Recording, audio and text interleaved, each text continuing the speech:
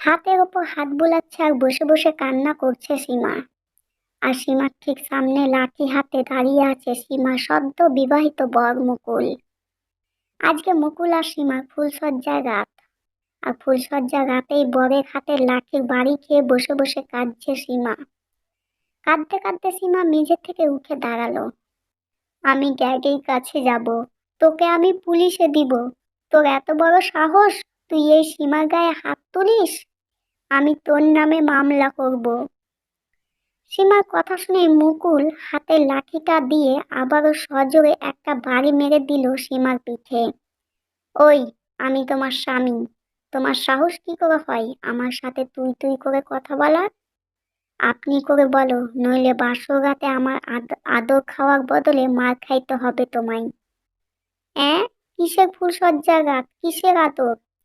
আমি তোর মতো ছোকলোককে কখনো নিজের বর হিসাবে মানব না। আমি ড্যাডির কাছে যাব বলে সীমা চিৎকার শুরু করে। চুপ, একদম চুপ। ভালোই ভালোই বলছি, একদম চুপ করো আর ভালো বইয়ের মতো আমার কথা শোনো, নইলে লাঠির বাড়ি একটাও নিচে পড়বে না। মুকুলের কথা শুনে সীমার কান্নার আওয়াজ যেন আরো বেড়ে গেল। এর আগে কখনো কাউরের হাতে মার খায়নি সীমা, তবে বাসর রাতে যে তাকে বরের হাতে মার খাইতে হবে এটা তার ভাবনার বাইরে ছিল। 1 ঘন্টা আগে লাল টকটকে রঙের পাথরের কাজ করা লম্বা লেহেঙ্গা ও লাল ওড়না পরে বধূ সাজে বসে আছে সীমা। কাল সন্ধ্যাতেই বিয়ে হয়েছে তার। ড্যাডির মুখে শুনেছি অনেক বড়লোকের ছেলের সাথে বিয়ে হচ্ছে তার। ছেলেটাকে দেখতেও বেশ হ্যান্ডসাম, যদিও এসব ড্যাডির মুখে শুনেছে। সীমা ছেলেকে দেখেনিও একবার, কারণ ড্যাডির ওপর তার অগাধ বিশ্বাস ছিল। সদ্য বিবাহিত বরকে নিয়ে কত শত স্বপ্ন আঁকছিল সীমা এতক্ষণ। বিয়ের পর কোথায় হানিমুনে যাবে, কোন 5 স্টার হোটেলে ক্যান্ডেল লাইট ডিনার করবে প্রতিদিন, কোন শপিং মল থেকে দামি দামি শপিং করবে, এসব নিয়ে আকাশ পাতাল ভাবছিল সীমা। হঠাৎ সীমার ভাবনায় ছেদ পড়ে দরজা খোলার শব্দে। সীমা এমনিতে অন্য মেয়েদের মতো লজ্জা পায় না, তবে বাসর রাত বলে কথা, তাই না চাইলেও একটু লজ্জা চলে আসে। বরকে রুমে ঢুকতে দেখে মাথার ঘোমটাকে আরো একটু টেনে দিয়ে গুটিসুটি মেরে বসে রইল সীমা। সীমার সদ্য বিবাহিত বর সীমার সামনে দাঁড়িয়ে রাগী গলায় বলল, বাসর ঘরে বর রুমে ঢুকলে প্রণাম করতে হয়, এটা কি তোমায় কেউ বলে দেয়নি সীমা? মুকুলের কণ্ঠ শুনে হকচকিয়ে উঠে মাথার ঘোমটাটা সরিয়ে ফেলে সীমা, কারণ কণ্ঠ খুব চেনা। বরের বেশে মুকুলকে দেখে সীমার মাথায় যেন আকাশ ভেঙে পড়ে। মুকুলের মতো গরিব ছোকলোকের সাথে ওর বিয়ে হয়েছে ভাবতেই যেন পাগল পাগল লাগছে সীমার। সীমা দ্রুত বিছানা ছেড়ে নিচে নেমে অবাক হয়ে বলল, মুকুল, তুমি এখানে? আমার বর কোথায়? তুমি আমার বাসর ঘরে কি করছো? বাহ রে, নিজের সদ্য বিবাহিত বরকে জিজ্ঞেস করছো যে সে তোমার বাসর ঘরে কি করছে? বলি, বাসর ঘরে বর না থাকলে বাসর করবে কার সাথে শুনি? এখন সময় নষ্ট না করে আমায় প্রণাম করো জলদি। হোয়াট? তুমি আমার বর হতে পারো না। আমার তো বিয়ে হয়েছে বিশাল বড়লোকের ছেলের সাথে, আর তুমি তো একজন ভিখারি। বলো আমার বর কোথায়, আমি আমার বরের কাছে যাব। রেজিস্ট্রি করার সময় তুমি হয়তো ভালো করে বরের নামটা দেখোনি সীমা, তাই এমন আবোল তাবোল বলছো। তোমার বিয়ে কোনো বড়লোকের ছেলের সাথে নয়, বরং আমার মতো এই ভিখারির সাথে হয়েছে। অসম্ভব, এটা হতেই পারে না। আমি মানি না তোর মতো ভিখারিকে আমার বর হিসেবে। আমি চলে যাব এক্ষুনি, এই মুহূর্তে আমি চলে যাব এখান থেকে। ড্যাডি আমার সাথে এমনটা করতেই পারে না। কথাগুলো বলেই দরজার দিকে পা বাড়ায় সীমা। সাথে সাথে রুমের একটা কোনায় লাঠি রাখা ছিল, সেটা হাতে নিয়ে সীমার হাতে বাড়ি মেরে দেই মুকুল। লাঠির বাড়ি খেয়ে চিৎকার দিয়ে নিচে বসে পড়ে সীমা। তারপরের ঘটনা তো প্রথমেই বলা হলো। ওইভাবে বসে বসে ন্যাকা কান্না না করে এখানে এসে আমার পা টিপো জলদি। বিছানার ওপর শুয়ে পড়ে সীমার দিকে তাকিয়ে কথাটা বলল মুকুল। মুকুলের কথা শুনে সীমা কাঁদতে কাঁদতে নাক টেনে টেনে বলল, আমি পা টিপতে পারবো না, আমি ড্যাডির কাছে যাব। তোকে আমি পুলিশে দিব তুই মিথ্যা বলে আমায় বিয়ে করেছিস। তোকে আমি স্বামী বলে মানি না। সীমার কথা শুনে লাঠিটা হাতে নিয়ে মুকুল রাগী গলায় বলল, তবে রে, দুইটা বাড়ি খেয়ে পেট ভরেনি তাই না? আরো কয়েকটা লাগাবো নাকি? কথাটা বলেই বাড়ি মারার জন্য লাঠিটা উঁচু করে ধরলো। সাথে সাথে ভয়ে চোখ বন্ধ করে সীমা চিৎকার করে বলল, দিচ্ছি দিচ্ছি দিচ্ছি, আমি পা টিপে দিচ্ছি, আর মেরো না প্লিজ। এই তো আমার ভালো বউ, তাহলে আর বসে না থেকে এসো, কাজে লেগে পড়ো। কথাটা বলেই বিছানায় গিয়ে শটাং হয়ে শুয়ে পড়ল মুকুল। না চাওয়া সত্ত্বেও বাধ্য হয়ে নাক টানতে টানতে মুকুলের কাছে গিয়ে মুকুলের পা টিপতে লাগলো সীমা। পা টিপছে আর নাক টেনে টেনে কান্না করছে সীমা। সেদিকে মুকুলের কোনো খেয়াল নেই, সে আরামে শুয়ে থেকে বইয়ের পা টিপে দেওয়ার মজা উপভোগ করছে। বেশ কিছুক্ষণ পা টিপার পর সীমার হাত ধরে হেঁচকা টান দিল মুকুল। আচমকা হাতে এমন টান পড়ায় তাল সামলাতে না পেরে মুকুলের বুকে আছড়ে পড়ল সীমা। সাথে সাথে মুকুল সীমাকে শক্ত করে জড়িয়ে ধরে। ওই, একদম নড়াচড়া করবা না, আমি এখন ঘুমাবো। ঘুমাবি তো ঘুমা না, আমাকে এখন ছাড়, বেটা ছোট লোক। আমি তোর সাথে ঘুমাবো না। লাঠিটা কি আমি আবার আনবো? ভালোই ভালোই আমাকে ঘুমোতে দাও আর নিজেও ঘুমাও, নইলে সারা রাত ধরে না ঘুমিয়ে আমার পা টিপতে হবে আর লাঠির বাড়ি খেতে হবে তোমায়। মুকুলের কথা শুনে শব্দ করে কাঁদতে লাগলো সীমা। ও ড্যাডি গো, আমায় এই ছোট লোকের কাছ থেকে নিয়ে যাও, আমি এর সাথে থাকবো না। ওই চুপ, একদম চুপ, নইলে মাথার উপর তুলে একটা আছাড় মারবো বলে দিলাম। চুপ করে ঘুমাও বলছি, কালকে আবার আমাদের আসল বাড়ি যেতে হবে তোমায়। মুকুলের কথা শুনে সীমা নাক টেনে ধরা গলায় বলল, আসল বাড়ি মানে? এটা তাহলে কার বাড়ি? তোমার কি মনে হয় সীমা, আমার মতন একজন গরিব মানুষের বাড়ি হবে এটা? আরে এটা আমি 2 দিনের জন্য ভাড়া নিয়েছি তোমাকে বিয়ে করবো বলে। কালকে তোমার আমার আসল বাড়িতে যেতে হবে, আমরা আমার কুঁড়ে ঘরে। এখন ঘুমাও তো। মুকুলের কথা শুনে সীমার মাথায় যেন আকাশ ভেঙে পড়ল। ওর মতো বড়লোকের একমাত্র মেয়ে নাকি কুঁড়ে ঘরে থাকবে, ভাবতেই অবাক লাগছে সীমা।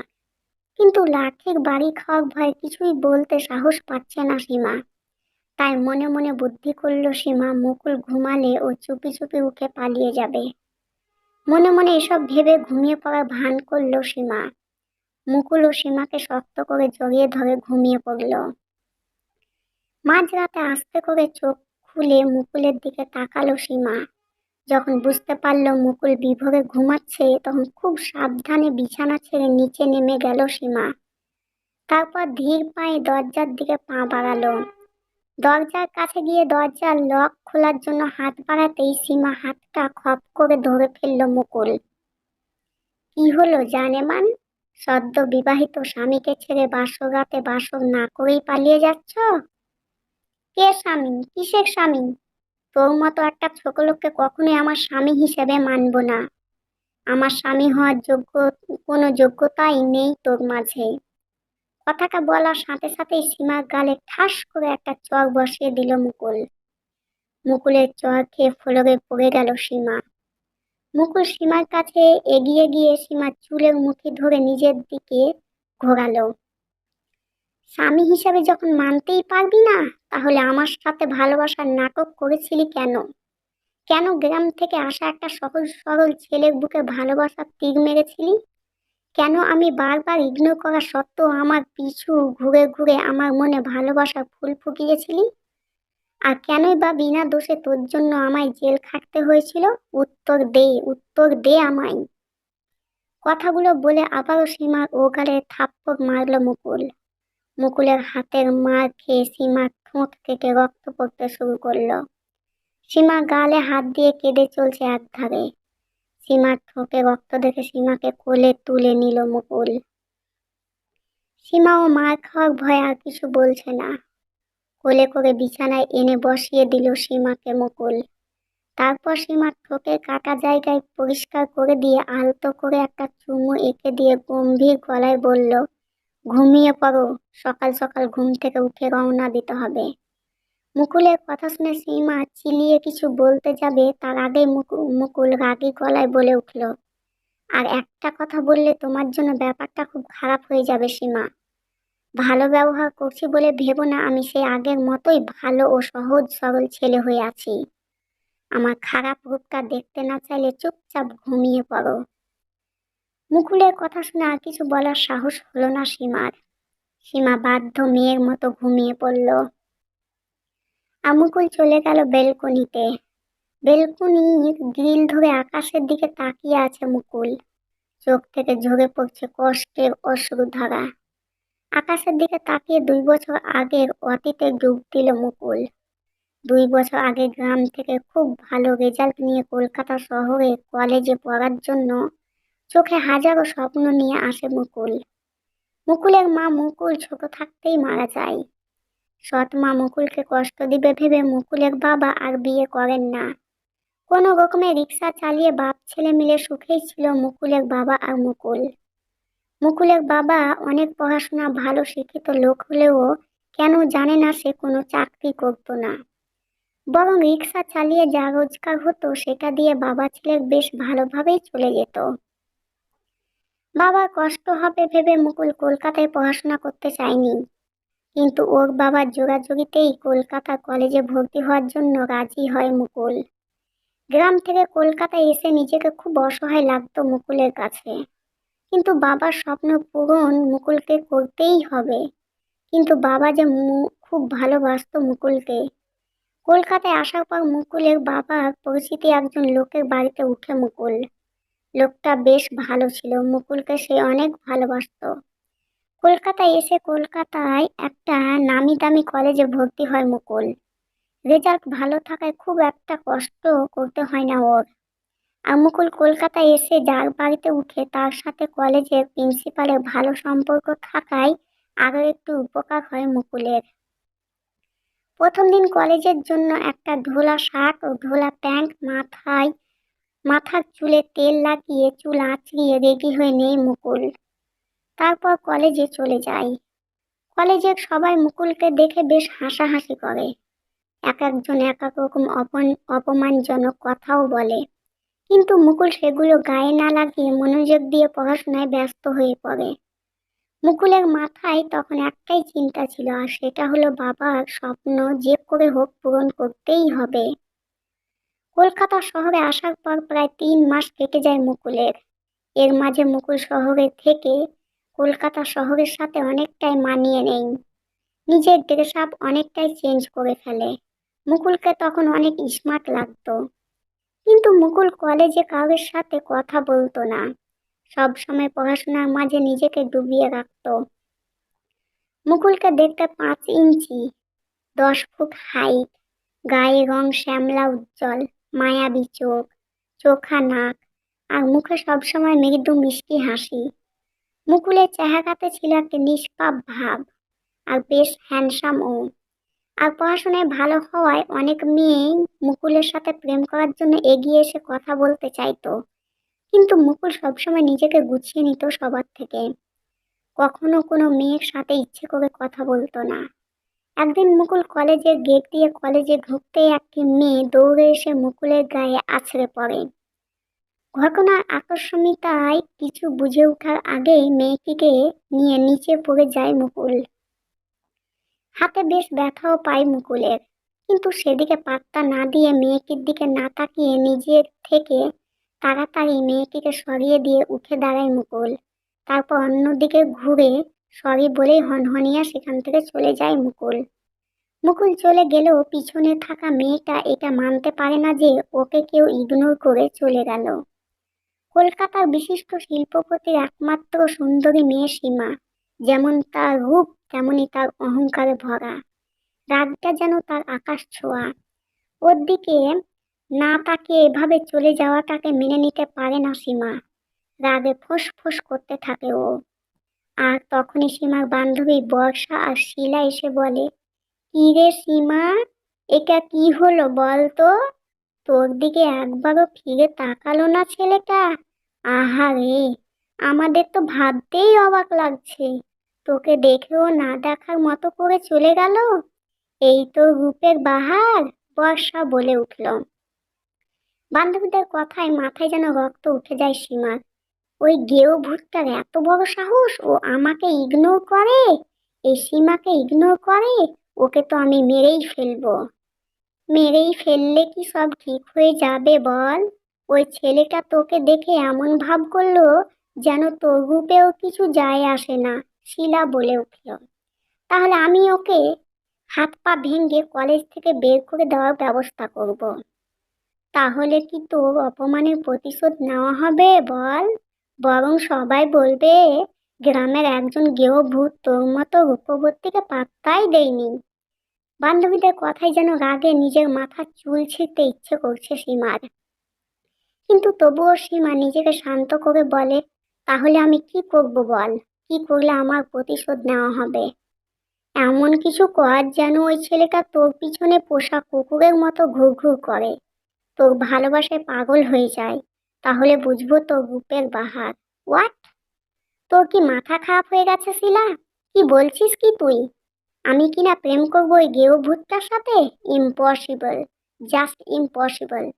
আরে ইয়ার, এত সিরিয়াস হচ্ছিস কেন? আমরা তো তোকে বলিনি সত্যি সত্যি ওর সাথে প্রেম করতে। তুই শুধু ওর সাথে এমন কিছু কর যেন ও তোর প্রেমে পড়ে। পড়াশোনায় ভালো বলে খুব অহংকার ওই ছেলেটার। ও সব অহংকার ভেঙে দে। আর যখন ও তোর পিছু পিছু ঘুর ঘুর করবে তখন অপমান করে তাড়িয়ে দিবি। সিম্পল। বান্ধবীদের কথায় কিছু একটা ভাবে সীমা, তারপর বাঁকা হাসি দিয়ে বলে, এস, তোরা ঠিক বলছিস। আমি সত্যি তাই করব। ওই গেও ভূতটাকে আমার পিছনে কুকুরের মতো দৌড় করাবো আমি। তারপর আমার ওই অপমানের প্রতিশোধ নেব। আর এটা আমার চ্যালেঞ্জ, এই সীমার চ্যালেঞ্জ এটা। এই ঘটনার পর থেকে সীমা মুকুলের সাথে ভাব করার অনেক ট্রাই করে, কিন্তু মুকুল পড়াশোনা ছাড়া কিছুই বুঝতো না, তাই সীমার দিকে তেমন গুরুত্ব দিত না। এটাতে সীমার রাগ যেন আরো বেশি বেড়ে যায়।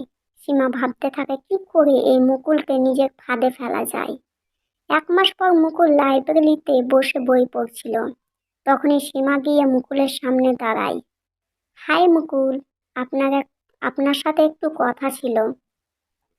যদি কিছু না মনে করেন তাহলে কি আপনার পাশে একটু বসতে পারি? সীমার কথা শুনে এক নজর সীমার দিকে তাকিয়ে মাথা নাড়িয়ে সায় দেয় মুকুল। সীমা মুকুলের পাশে বসে মিষ্টি হেসে বলে, আসলে মুকুল, আমি শুনেছি আপনি নাকি কলেজের সবচাইতে পড়াশোনায় অনেক ভালো। বাট আমার মাথায় না এই পড়াশোনার প্যারাটা একদমই ঢুকছে না। আপনার যদি ফ্রি সময় থাকে তাহলে আপনি কি আমাকে একটু টিউশন পড়াতে পারবেন? আপনাকে ভালো বেতন দেব। সীমার কথা শুনে মুকুলের মুখে হাসি ফুটে ওঠে, কারণ মুকুলও চাইছিল কোনো একটি টিউশন জোগাড় করতে। কারণ কলকাতা শহরে থাকার খরচা অনেক বেশি, যে খরচা দিতে গিয়ে ওর বাবার অনেক কষ্ট হয়ে যাচ্ছে। তাই মুকুল কিছু না ভেবেই রাজি হয়ে যায়। হ্যাঁ পারবো, তবে আমি বিকেল 5টা থেকে 6টার মধ্যে পড়াতে পারবো। আপনার কি সময় হবে তখন? কেন হবে না, অবশ্যই হবে। আমি তো এই সময়েরই অপেক্ষা করছিলাম। মানে, ঠিক বুঝলাম না। ও কিছু না, তাহলে আপনি আজকে বিকাল থেকে পড়ানো শুরু করুন। তাহলে আমি আপনাকে পিক করে নিয়ে যাব। আপনার অ্যাড্রেসটা দিন। না না, তার কোনো দরকার হবে না। আপনি বলুন আপনি কোথায় পড়বেন, আমি সেখানে সময় মতো চলে যাব। তারপর সীমা নিজের বাসার ঠিকানা মুকুলকে দিয়ে দেয়। সীমার বাবা বিজনেসের কাজে দেশের বাইরে থাকায় সীমার বেশি একটু সুবিধা হয়। মুকুলের মতো সীমার মাও ছোটবেলায় মারা গেছেন, তাই সীমাদের বাসায় কাজের লোক ছাড়া আর কেউ থাকবে না। বিকেল 5টার সময় সীমাদের বাসার সামনে পৌঁছে যায় মুকুল। সীমাদের বাড়ির সামনে পৌঁছে একদম হা হয়ে যায় মুকুল। বিশাল বড় সীমাদের বাড়ি, আর গেট দিয়ে ঢুকতেই 5-7টার মতো প্রাইভেট গাড়ি দেখতে পায় মুকুল। বিশাল বড় 5তলা বাড়ি। বাড়ির সামনে অনেকটা বাগানের মতো করে ফুল গাছ লাগানো। মুকুল বেশ কিছুক্ষণ চারিদিকে চেয়ে চেয়ে দেখতে থাকে। হঠাৎ সীমার ডাকে ধ্যান ভাঙে মুকুলের। মুকুল স্যার, আপনি এসেছেন? আসুন আসুন, ভেতরে আসুন। সীমার ডাকে পিছনে ফিরে মুকুল। সীমা কালো রঙের একটা সালোয়ার কামিজ পরে হালকা সাজে সেজে আছে, চুলগুলো ছেড়ে রাখা, অনেক সুন্দর দেখতে লাগছে সীমাকে। মুকুল সীমার দিকে তাকিয়ে কিছুক্ষণ তাকিয়ে থেকে চোখ নামিয়ে নেই। তারপর সীমার সাথে ভিতরে চলে যায় পড়ানোর জন্য। সীমা বেশ ভালোভাবে পড়তে থাকে মুকুলের কাছে। ওকে দেখে বা ওর কথা শুনে মনে হয় না যে ও এত বড় লোক পরিবারের লোক। তেরেসা পরে একদম সাদাসিধে। সীমার এমন ভালো আচরণ আর অহংকার মুক্ত দেখে মুকুলের মনে একটা ভালো লাগার সৃষ্টি হয় সীমার জন্য। পড়ানো ছাড়া সীমা দিনে ৩-৪ বার ফোন করে কথা বলতো মুকুলের সাথে। এমনি কি অনেক কেয়ার করতে থাকে মুকুলের। মাসের শেষে ৮,০০০ টাকা তুলে দেয় মুকুলের হাতে। মুকুল নিজে থেকে কখনো টাকা চায় না, কিন্তু সীমা এমন ভাব করে যেন মুকুলের কষ্ট কমানোর জন্য এমন করছে। এভাবে কেটে যায় ৫ মাস। মুকুল আর সীমা এখন অনেকটাই কাছাকাছি চলে আসে। একদিন সীমা ছুটির দিনে মুকুলকে ফোন করে ওদের বাড়িতে ডাকে। মুকুলও খুশি হয়ে চলে যায় সীমার বাড়িতে। মুকুলকে অবাক করে দিয়ে খাঁটি বাঙালি মেয়েদের মতো করে শাড়ি পরে হালকা সাজে সামনে আসে মুকুলের। মুকুল সীমাকে দেখে একদম পাথর হয়ে যায়। এমনিতে মুকুলের মাঝে ভালো লাগা কাজ করতো সীমার জন্য, কিন্তু ভালো লাগাটা যে কখন ভালোবাসা হয়ে যায় মুকুল জানতোই না। লাল পাড়ের সাদা শাড়ি সুন্দর করে গ্রামের মতো করে পরেছে সীমা। সাথে কানে বড় বড় একজোড়া ঝুমকা, সাথে গাঢ় করে চোখে কাজল, কপালে ছোট্ট একটি লাল টিপ, গলায় লাল পাথরের নেকলেস, চুলগুলো খোপা করে তাতে লাল টকটকে গোলাপ গুজে রেখেছে সীমা। ঠোঁটে পড়েছে গাঢ় করে লাল লিপস্টিক, হাত ভর্তি লাল সাদা মিক্স চুড়ি। সব মিলিয়ে একদম অসাধারণ দেখতে লাগছে ওকে। মুকুল সীমাকে এমন সাজে দেখে নিজের জায়গাতেই যেন জমে গেছে। সীমা গুটি সুটি পায়ে মুকুলের সামনে দাঁড়ায়। মুকুল এখনো যেন কোনো ঘোরের মধ্যে রয়েছে। সীমা মুকুলের সামনে হাতের চুড়িগুলো বাজিয়ে বলে উঠে, কি হলো মুকুল, কিছু বলবে না আমায়? শুধু কি হাঁ করে দেখেই যাবে? আমার বুঝি লজ্জা করছে না? সীমার কথায় ধ্যান ভাঙে মুকুলের। মুকুল বেশ কিছুটা লজ্জা পেয়ে সীমার দিক থেকে চোখ নামিয়ে নেই। তারপর হালকা কেসে বলে, আমায় তুমি কেন ডেকেছ সীমা? আর তুমি আমায় স্যার না ডেকে নাম ধরে ডাকছো কেন, তাও আবার তুমি তুমি করে? মুকুলের কথায় সীমা লজ্জাপর ভাব করে বলে, তুমি কি সত্যি বুঝতে পারছো না মুকুল? তাহলে শোনো, আমি তোমায় ভালোবাসি মুকুল। কলেজে প্রথম দেখাতেই তোমার প্রেমে পড়ে যাই আমি। আমার মন প্রাণ অস্তিত্ব জুড়ে শুধু তোমারই বসবাস। প্লিজ মুকুল, আমায় ফিরিয়ে দিও না। আজকের এই সাজ শুধু তোমারই জন্যই, আমার মুকুলের জন্যই সেজেছি। প্লিজ মুকুল, আমার ভালোবাসা গ্রহণ করো। তুমি আমায় গ্রহণ না করলে যে আমার আত্মহত্যা করা ছাড়া কোনো পথ থাকবে না। সীমার কথা শুনে মুকুলের মুখটা শুকিয়ে যায়। মুকুলও যে এ কদিনে সীমাকে ভালোবেসে ফেলেছে। এ তুমি কি বলছো সীমা? এটা হয় না। কোথায় তুমি আর কোথায় আমি? আমি সামান্য একটা রিক্সাওয়ালার ছেলে, আর তুমি এত বড় লোকের একমাত্র মেয়ে। আমার সাথে তোমার কিছুতেই যায় না সীমা, এটা অসম্ভব। মুকুলের কথা শুনে চট করে মুকুলকে জড়িয়ে ধরে সীমা। সীমার এমন আচরণে অবাক হয়ে যায় মুকুল। প্লিজ মুকুল, এভাবে বলো না। তোমার জন্য আমি সব করতে পারি। আমি আমার সব কিছু ছেড়ে তোমার সাথে চলে যাব। দরকার দরকার হলে একবেলা খাবো তো একবেলা না খেয়ে থাকবো। তবুও তোমায় চাই মুকুল, নইলে আমি বাঁচতে পারবো না। তোমায় ছাড়া মরে যাব আমি। সীমার কথা শুনে আর না করতে পারে না মুকুল। মুকুল ও সীমাকে বুকে জড়িয়ে নেই। তখন মুকুল জানতো না তার জন্য সীমা ঠিক কি প্ল্যান করে রেখেছে। এভাবে ঠিক কেটে যায় আরো 15 দিন। এই 15 দিনে সীমা পুরোপুরিভাবে মুকুলের বিশ্বাস জিতে নেই। সীমা মুকুলকে বলে কলেজের মাঠে সবার সামনে ওকে প্রপোজ করতে। মুকুলও ভালোবাসা আর বিশ্বাসের কারণে রাজি হয়ে যায়। সেদিন ছিল কলেজের নবীন বরণ উৎসব। মুকুল লাল টকটকে একগুচ্ছ গোলাপ হাতে কলেজে সবার সামনে সীমার সামনে গিয়ে দাঁড়াই। তারপর হাঁটু গেড়ে বসে সীমার সামনে, সকলের সামনে সীমাকে প্রপোজ করে মুকুল। মুকুলের মনে ছিল অফুরন্ত ভালোবাসা আর বিশ্বাস, কিন্তু মুকুলের সেই বিশ্বাস এক নিমিষেই মাটির সাথে মিশিয়ে দেয় সীমা। মুকুলের হাত থেকে ফুলগুলো নিয়ে জোরে ছুঁড়ে মারে মুকুলের মুখে। তোর সাহস কি করে হয় একজন রিক্সাওয়ালার ছেলে হয়ে আমায় এই সীমাকে প্রপোজ করায়? আমার পায়ে জুতার যে দাম সে দামও নেই তোর, আর তুই কিনা এসেছিস এই সীমাকে প্রপোজ করতে?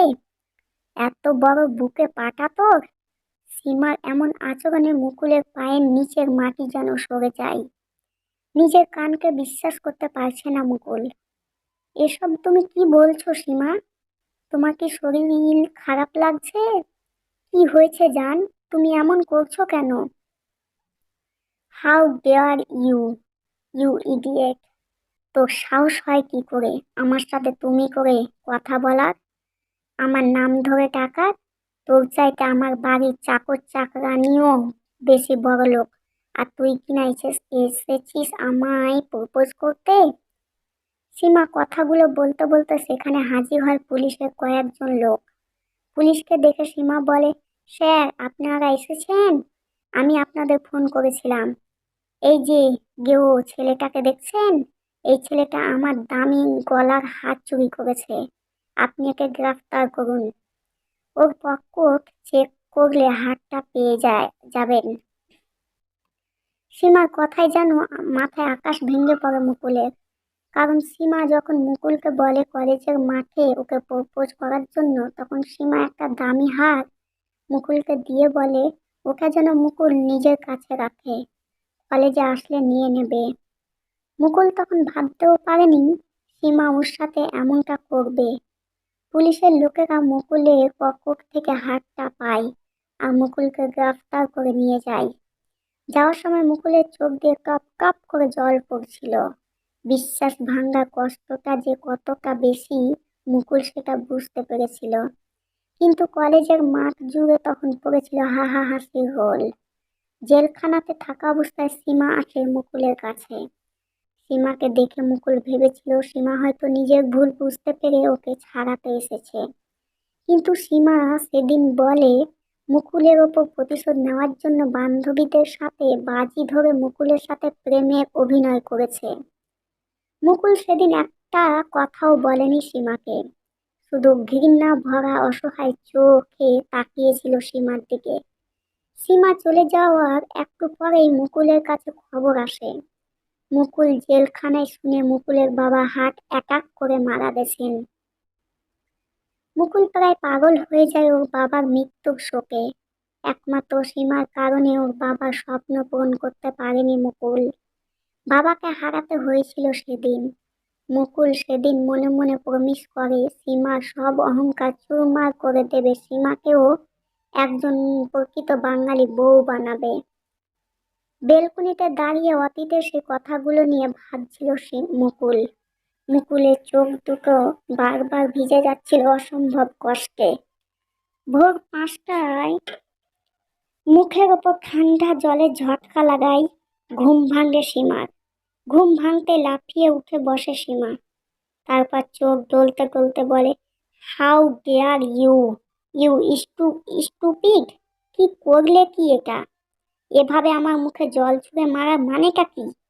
সীমার কথা শুনে গ্লাস হাতে সীমার পাশে বসে বাঁকা হেসে মুকুল বলল, মনে হচ্ছে কাল রাতের কথাগুলো সব ঘুমের ঘোরে ভুলে গেছো, তাই না সীমা? ওকে গুড, তুমি চাইলে আমি আবার মনে করিয়ে দিতে পারি। কথাগুলো বলেই হাতে গত রাতে সেই লাঠিটা উঠিয়ে নিল মুকুল। মুকুলের হাতের লাঠি দেখে রাতের সব কথা মনে পড়ে গেল সীমার। ভয়ে শুকনো ঢোক গিলে বলল সীমা, কি কি করবে তুমি? আমাকে এত রাতে ঘুম থেকে তোলার মানে কি? এ তো রাত না, বরং ভোর বলো। আর আমি তোমায় তুলেছি কারণ তুমি এখন ফ্রেশ হয়ে আসবে। আর ঘরের বউদের ভোরবেলা স্নান করতে হয়, তাই তাড়াতাড়ি স্নান করে শাড়ি পরে নাও।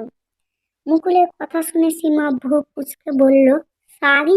কিন্তু আমি তো জীবনে কখনো শাড়ি পরিনি, আর শাড়ি পরতেও জানি না। আমি শাড়ি পরবো না, আমি ঘুমাবো। কথাটা বলেই যেই না শুয়ে পড়তে গেল সীমা, সাথে সাথেই মুকুল সীমার পিছনে একটা বাড়ি মেরে দিল। সীমা চিৎকার করে উঠে নাক টেনে কাঁদতে শুরু করলো। সীমার কান্না দেখে মুকুল রাগী গলায় বলল, আমি 1 থেকে 5 পর্যন্ত গুনবো, এর মাঝে তোমাকে বিছানা ছেড়ে নেমে ওয়াশরুমে যেতে হবে স্নান করার জন্য। তা না হলে এটা বাড়ি একটাও নিচে পড়বে না।